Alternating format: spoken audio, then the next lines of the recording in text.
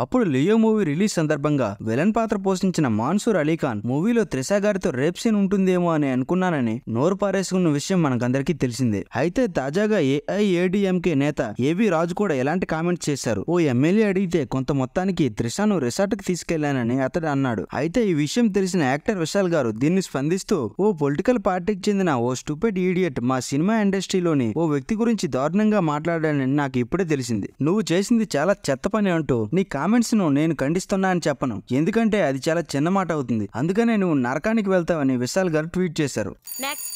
Open హైమర్ ఈ movie పేరైతే అందరూ వినే ఉంటారు. అణుబాంబుని కనిపెట్టిన ప్రముఖ శాస్త్రవేత్త ఓపెన్ హైమర్ జీవిత చరిత్రను ఆధారంగా నటుడు సిలియన్ మర్ఫీ మెయిన్ రోల్ లో నటించిన ఈ మూవీ లవర్స్ అందరికి మంచి ఫీస్ట్ ని ఇచ్చింది. ఈ మూవీకి చాలా ఇంటర్నేషనల్ అవార్డ్స్ కూడా వచ్చాయి. అందులో మనకు తెలిసిన గోల్డెన్ గ్లోబ్ అవార్డును కూడా ఈ మూవీ సొంతం చేసుకుంది. ఫైనల్లీ ఈ మూవీ అయితే ఓటీటీలోకి వచ్చేస్తుంది. దీని ఓటీటీ రైట్స్ ను జియో సినిమాలు సొంతం చేసుకోగా ఈ మూవీ వచ్చే మార్చ్ 21 నుంచి ఓటీటీలో ఉంటుందని కన్ఫర్మ్ అయింది.